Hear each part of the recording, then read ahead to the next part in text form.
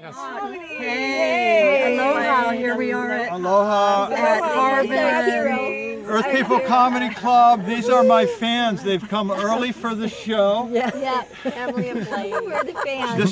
She's from Bali. She hangs out in Bali. This is a gypsy. And Hasio. Sebastopol. Came here And just for the Sequoia. show. We came here just for the show. This man is amazing. Check him out. Funny. Funny guy, huh? guy. Okay, give me a kiss on the cheek. Give me a kiss on the cheek. I got a sandwich. Oh yeah. Okay. All right.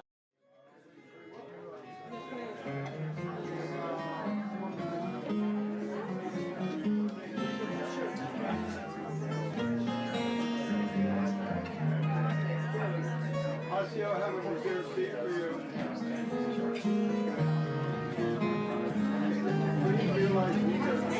Rows. Okay. Yeah. You can sit. You know, you're first. Probably thank you. There's a couple. All right. Looks like a full house.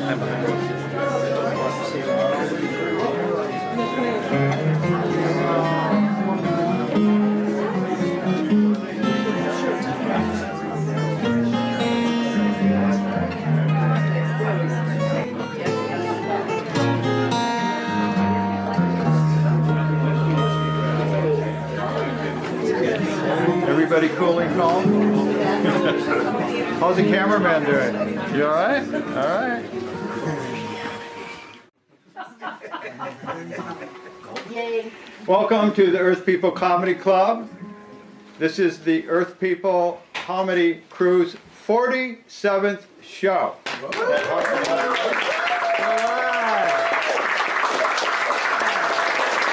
And tonight we are so lucky to have two of the Bay Area's most finest performers, Mark Lemaire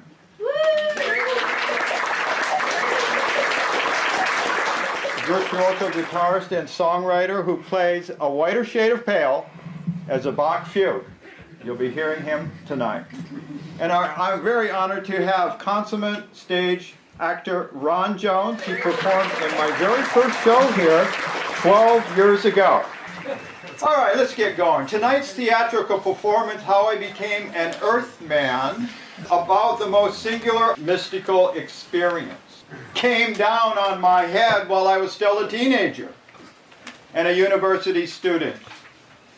The raw cosmic power of this mystical moment propelled me to drop out of Syracuse University and fly to Europe, land in Paris, and hitchhike to India with $40 in my back pocket.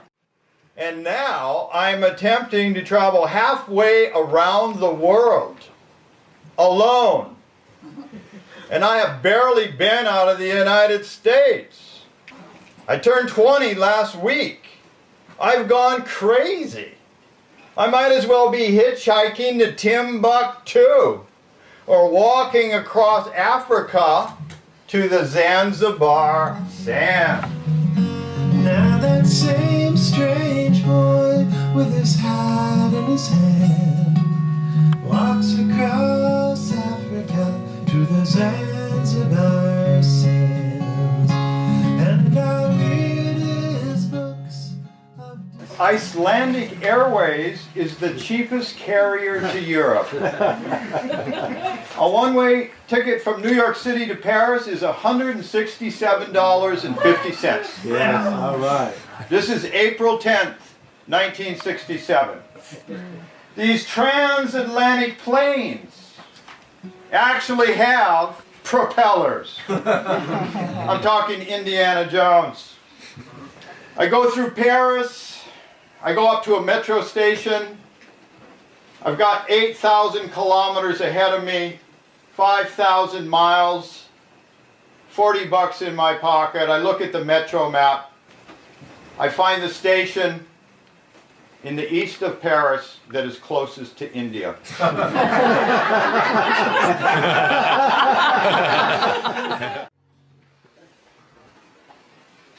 When I unfold my map of Eurasia, Europe and Asia, I get an overview in one glance of my whole trip between Europe and Asia, but because the map covers such a vast territory, there are few actual roads on it. But the Euphrates River stands out. And Baghdad feels like an exotic stepping stone on my private vision quest to India. I head for Arabia. My hitchhiking route wanders through Germany and Austria and towards Italy and Yugoslavia. When I arrive in Istanbul, I find out that the hippie scene is the Gulhani Hotel in the neighborhood of Sultan Ahmed. At this notorious 25-cent a night crash pad featuring thin Turkish hashish wafers and a pudding shop next door, cinnamon pudding. I befriend a 16-year-old runaway Chicago freak named Sly. A few nights later, we are traveling partners headed for Baghdad. We catch good lifts and blaze an amazing trail to Adana on the Mediterranean coast. What an amazing day. Sly and I have traveled from Istanbul to near the Syrian border in one long dawn to dusk. Lucky day. The next morning inside Syria, Sly and I witnessed scenes out of the Bible. The gentle nomads look just like Jesus. Blue eyes, beautiful white beards. They are grazing goats and sheep near the roadside. These curious Bedouin nomads motion for us to abandon the road. During the heat of the day, these gracious desert folk invite us into their tents to rest. They serve us cool homemade yogurt in handmade clay vessels and drinking water, wanting nothing in return. After rest breaks with the nomads, the easiest thing to do is to keep moving because we do not speak Arabic or have any notion where we will sleep. Not that we have money to waste on lodging anyway. We are befriended by desert dwellers in the last small frontier town before the border with Iraq. We are bewildered when the village sheik motions for us to climb up on the platform in the main town square. For some mysterious reason, our desert-weathered, youthful bodies are cheered and cheered. During this good-natured uproar, Sly and I make eye contact, shrug, and think, why not go for it? For all it's worth. Laughing, we strike exaggerated mythological poses. And the Syrians go berserk. For the climax, the village sheik crowns us with the traditional black and white checkered headdress with silver cording. We're caught up in a wild cinematic adventure, straight from the Lawrence of Arabia. Are we fulfilling an ancient Arab prophecy? We will never know, because we have hitchhiked across the entire nation of Syria in one long, memorable day, and hey, we woke up in Turkey. At sundown, we arrive at the border between Syria and Iraq. The Iraqi border post is a large military tent. At the sight of us, the Iraqi immigration officer is extremely apprehensive. We are the first Americans to travel this way during his lifetime.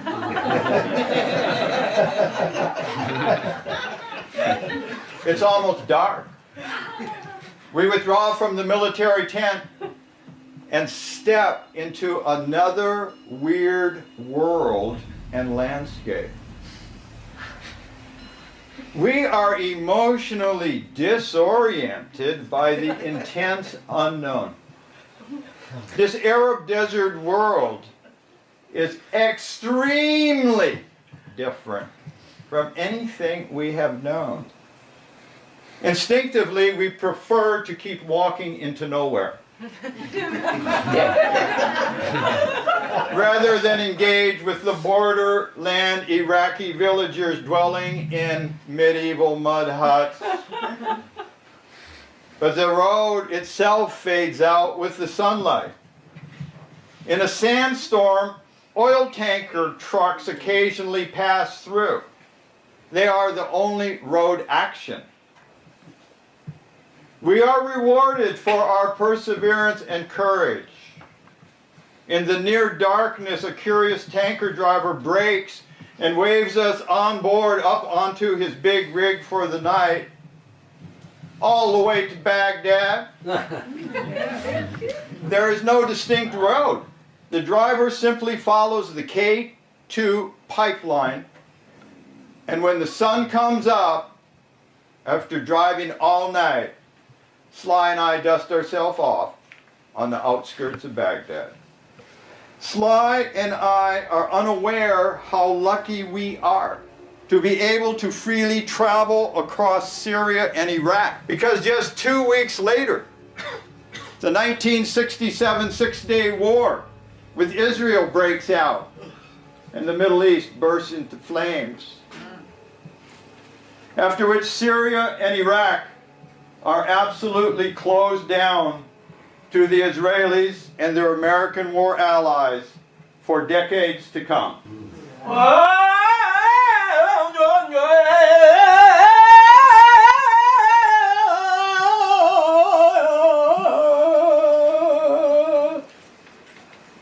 I mean, what happens when you're with Cy and you're traveling into the unknown, or what happens when the surreal takes over and the voices you hear are now guiding you.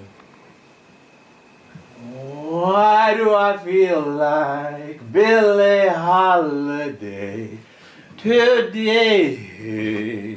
Feeling sad, feeling glad in a melancholy way. War in Afghanistan, I'm looking back, baby's dying. Mama, mama, mama, mama, mama, mama's crying. Big business making money in coffins, red, white, and blue. Feeling sad and don't know what to do. Freedom fighters, occupiers, take a stand, Hamas. Hamas. I understand. I see oppressors in the Taliban and our soldiers in the Holy Land.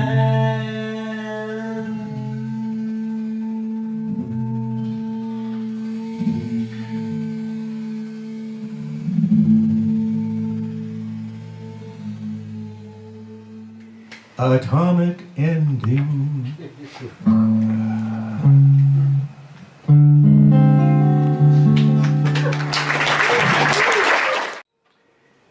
I'm walking along the desert and I'm thinking and feeling America's soul, where I grew up and come from, is so swallowed up in anti-this, in anti-that, anti-Vietnam, anti-racism. Sure, these are just causes.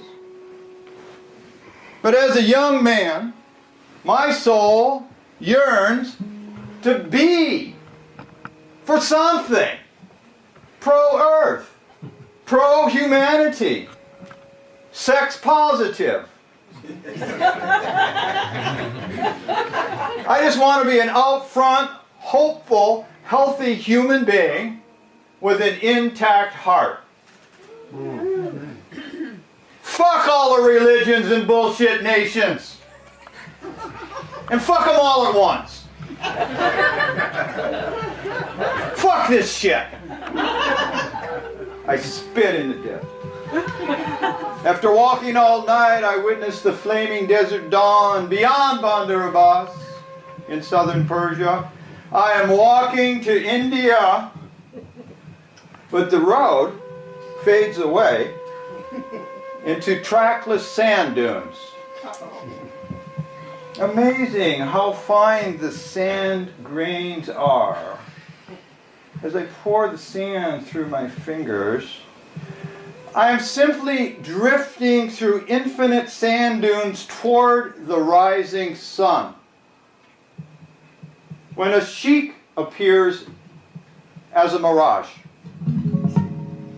he is dressed in immaculate white robes. His headdress has tassels of gold cording. He speaks perfect English with an Oxford accent and inquires diplomatically, "Young man, where do you think you are going?" When I answer, "I am walking to India," the sheik frowns, frightened for my survival. He compassionately, gently explains, "You cannot walk this way. There are no roads, only desert. You will perish without provisions and a camel." The desert sheik and his royal male entourage walk me to the nearest ramshackle police station. This police outpost is a custom checks for trucks carrying international cargo goods off those ships back in Bandar Abbas. The sheik rules this whole southwestern province of Persia. He orders the police to put me on the next long-haul truck north to Zahedan, where there's a road to Quetta, Pakistan. To this elegant Arab stranger, I owe my life. The sheik bows. "Salam alaikum." I pat my heart. Alaikum salam. I'm hitchhiking alone through the desert from Quetta in Baluchistan, West Pakistan. In 1967, there were two Pakistans, East and West Pakistan, before the birth of Bangladesh. I'm hitchhiking to Pakistan's mega seaport, Karachi. This southern route travels through the hottest zone on planet Earth, the scorching Sindh Desert. After hitchhiking 200 miles south, I am stumbling, wilted beside a minor railroad track along a dirt road to medieval Sakur. While the temperature is sizzling, even at sunset, no motor traffic for a few hours. In the distance to the north, I become aware of a slow-moving freight train heading my way. Nothing else is happening, so I jog beside the train and impulsively jump onto a boxcar. Damn, the door is latched shut, so I must hang on to the side small ladder of the boxcar.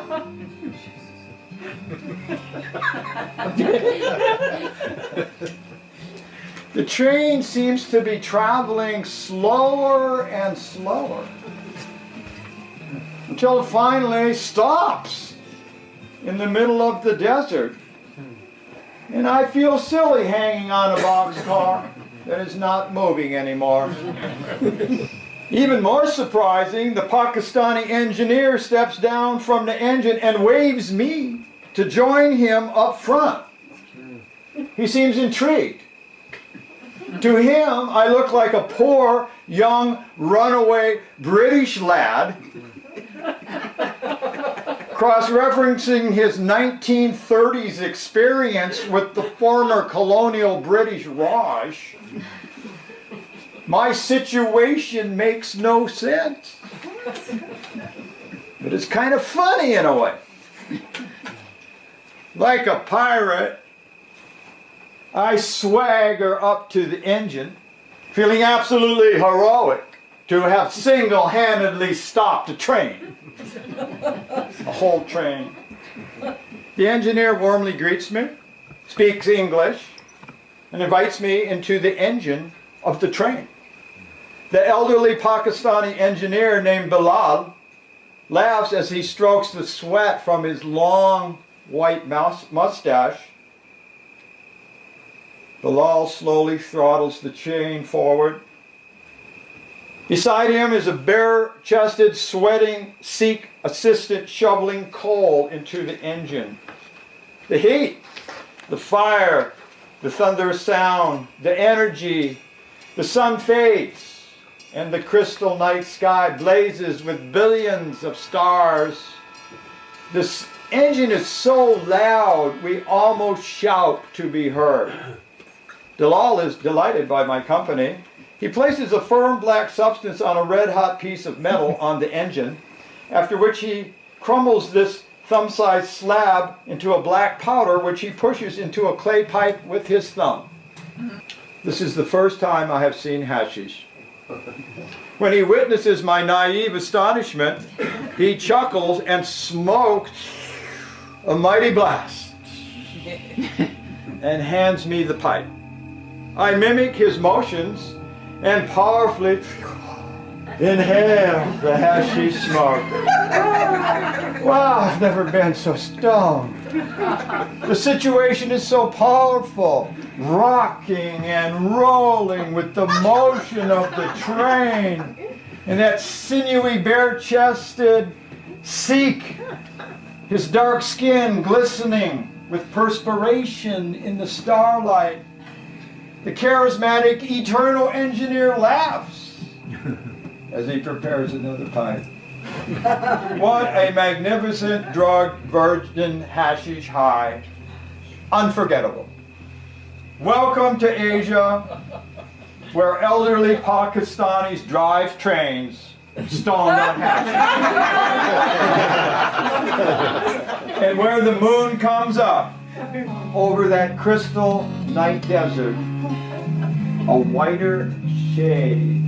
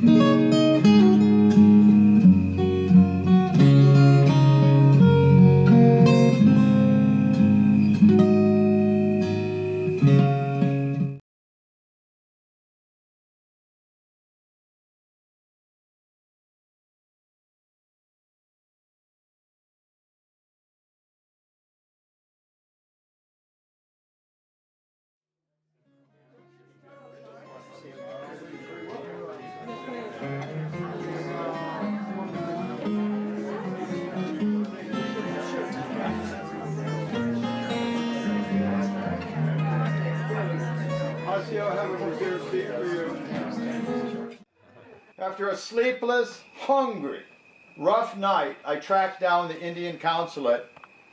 The Indian consular agent collects passports from the travelers milling around outside the building, puts all the passports into a shoebox, which he passes back inside through a darkened window. My appearance is extremely raggedy and thin.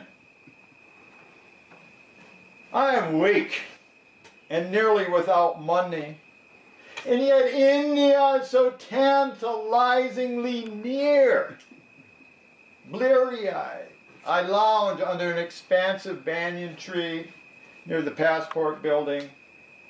And while I almost pass into unconsciousness, native travelers get me talking because they're curious and concerned about me. When they hear about my disappointment that I cannot cross into India from here, they warmly invite me to travel with them. They are sailing on a British steamship to Bombay this afternoon from right here in Karachi Harbor. Wow. At long last, the Indian passport agent calls us to the window to retrieve our passports. And based on the amount of money I declared, I have an Indian visa inside, valid for 3 days. I faithfully follow my native Pakistani buddies to the British P&O steamship booking office. The agent dutifully informs me, with a British accent, that a one-way deck class ticket to Bombay requires 67 rupees. This is about $7. I anxiously empty my purse on the ticket counter, including the coins. I count my rupees, I stack up the coins. I have exactly 67 rupees left. One ticket to Bombay, please.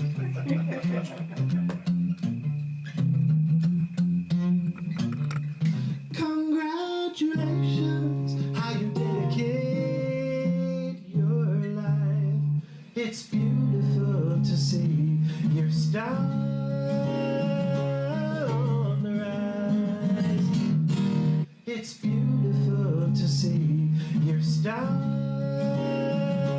on the rise. You're going back to the side of your real home, to the place that was there for you all along. You're rising up to the world that you deserve through your dedication and nerves. Starting right now, it'll come together.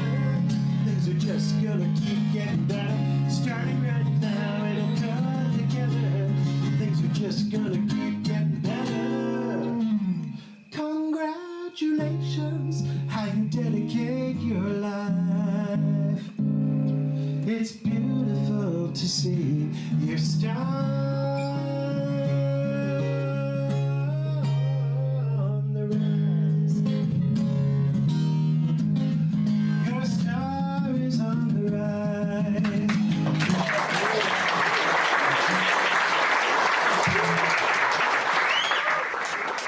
The massive cargo and passenger ship to Bombay takes 1 day and 2 nights to cross the Arabian Sea.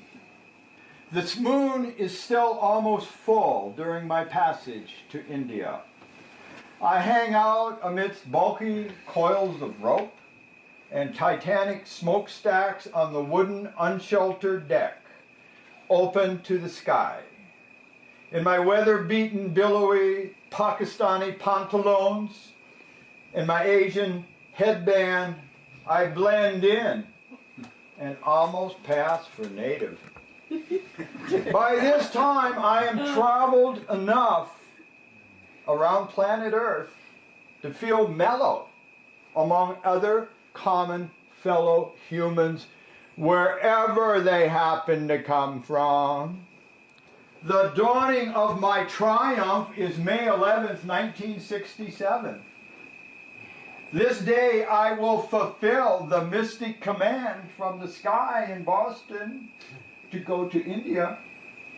The date is exactly 1 month since I flew the coop from the United States. What a revolutionary month. After a cursory glance by Indian immigration aboard the boat, I'm stamped into India and saunter down the gangplank into the bustling streets of Bombay. What ecstasy to plant my physical foot in India. Alas, the karmic reward is swift. A charismatic Danish freak invites me to smoke hashish with him on the seawall along the Bombay waterfront. And we spontaneously partner up. We never ever, we traveled together for months, but we never ever exchanged names. It's kind of like you didn't need to do that in 1967. So I just called him Dankst, which means Denmark person. He is carrying 10 pounds of hashish with him. He is also packing the latest Beatles album, Revolver. Because the Beatles have turned on planet Earth, man, including India. I mean, the Beatles were just up there in Maharishi's place in Rishikesh, and Mia Farrow and Donovan. So whenever we wander into a sprawling open-air Bombay cafe, Dank searches for the record player. And he coaxes the cafe owner to put his Beatles LP on the turntable. Enchanted with the hip London sounds, we share hashish joints under the table and melt into the mellow nightlife of cosmopolitan Bombay. While tranced out on gourmet hashish, Dank spellbinds me with tales about a remote kingdom in the Himalayas named Nepal. He explains that a hippie scene is raging up there right now in Kathmandu, and that you are free to buy hashish in government-run shops. The challenge to travel from Bombay to the Himalayas turns me on. On the spectrum of my Go to India mission, Nepal seems like extra India, or India Plus. Next leads us to the train station because Bombay is a monster of millions. We will never get out of here by hitchhiking. Waiting for the train, Dansk and I smoke a pipe of hashish at the far end of the platform number 3. A nomadic music troupe begins dancing and singing. We are stoned and crazy and jump in with the gypsy dancers with carefree abandon. The passing natives find our performance irresistible. Stone white lads dancing with nomads on platform 3. The uninhibited freedom to dance amidst strangers gifts me with the ultimate travel insight. Hashish is fun. Through the night, the train passes through Indore into the heartland of India. At dawn, the train pulls into Agra station. We debate whether to visit the Taj Mahal. We agree that if we can score a rickshaw from the station to the Taj Mahal for 30 cents or less, we will go. And after smoking 7 bowls of Primo Kashmiri hashish while lounging beside the reflecting pools, we are blown away by the Taj. From Agra, we begin to hitchhike along the famous Grand Trunk Road, the main east-west road across northern subcontinent of India. The GT road begins in Kashmir and ends in Calcutta. Most lifts we get are from professional truck drivers. Western travelers are a rare source of information, as in 1967, there is not one single television in India. Wow.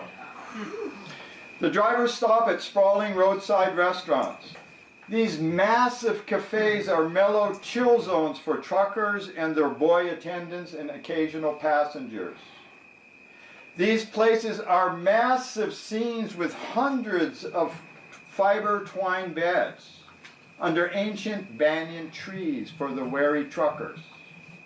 In this Ganges River Valley, 2,500 years ago, these same banyan trees shaded Buddha and his followers. India truckers are powerful in this society, mischievous, cocky roosters of the Grand Trunk Road, and they flaunt thick rolls of rupees. In these elaborate Grand Trunk rest areas, we have the option to sleep overnight, free, on the outdoor beds supplied by the cafes. These restaurants are well lit, serve great food, and never close. They are the ideal setting to negotiate long lifts with wary drivers who are resting and in a sympathetic mood. We are ready for luck.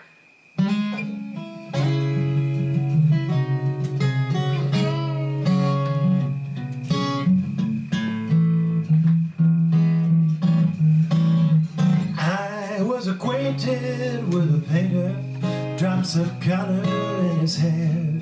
He dug deep into his soul, but hardly anybody cared.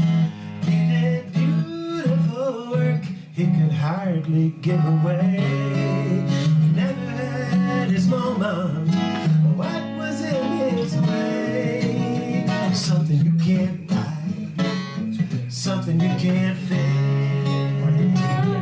Get ready for luck calling your name. If it lifts you up, you can do no wrong. But tomorrow it'll drop you like a stone.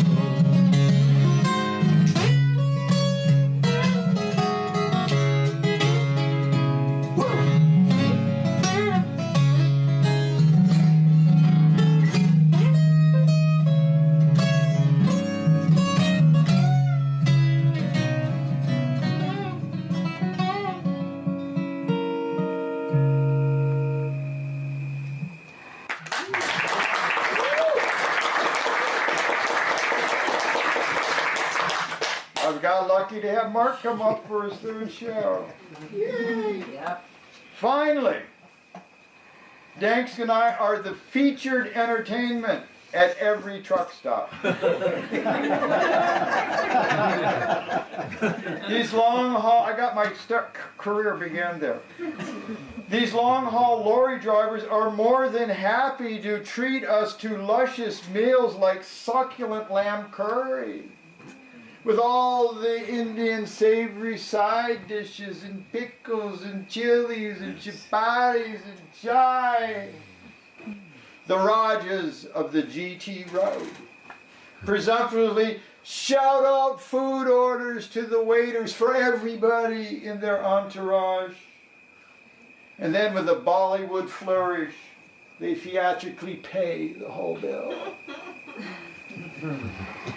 To encourage this brotherly atmosphere at these outdoor truck stops, Danks breaks out his Primo Kashmiri hashish and his chillum pipe and becomes a working class hero by getting all the truckers outrageously stoned. They never thought they'd see the day. White men turning on the Indians to their own perennial intoxicant.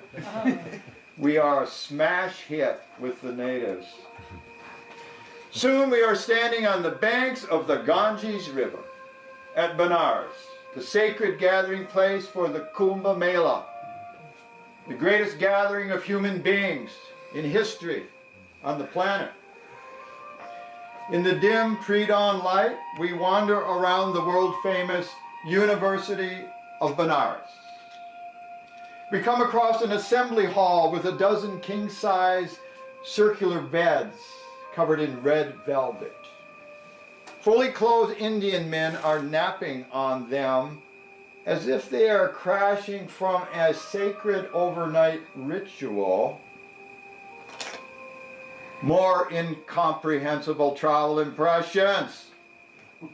Like, why did they cheer us with the headdress back at Iraq?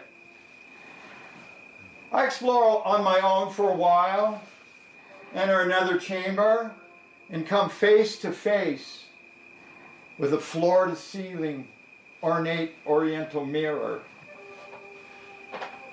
Wow, that's me. I've not seen my reflection since Persia.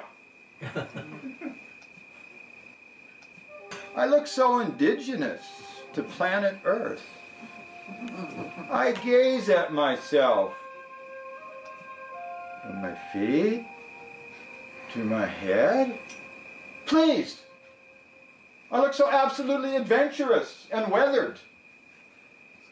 I adore my dusty leather boots, marvelously seasoned by the dusts of Syria and Iraq, and my billowy Pakistani pantaloons. My face is blistered, my lips are cracked. I'm unshaven for weeks.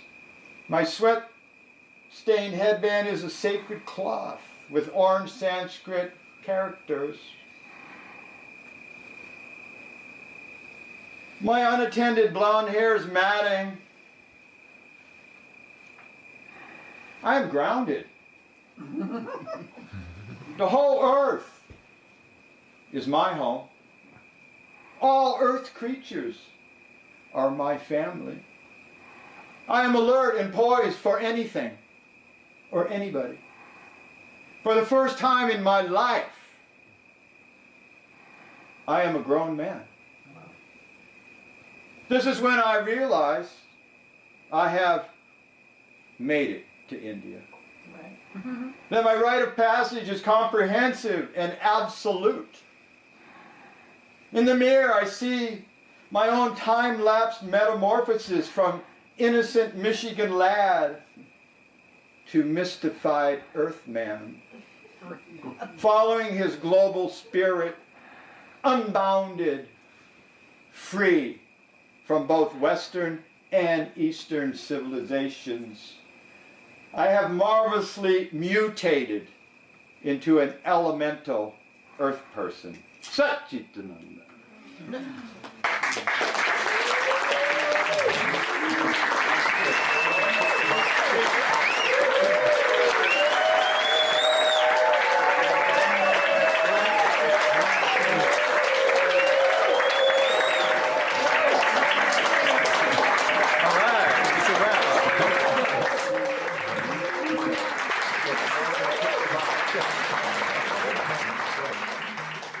These holy beads of joy and pain, of birth and death, are the organic life juices of our earth kind's evolution, whence realized shall evaporate from the lower dimensions, until our race is reunited into a higher dimension within its own nature. As you now know, being me, on the essential shore of the universal vibration. I am you, you are me, you see yourself as we are wed in one world's division there. Satchitananda.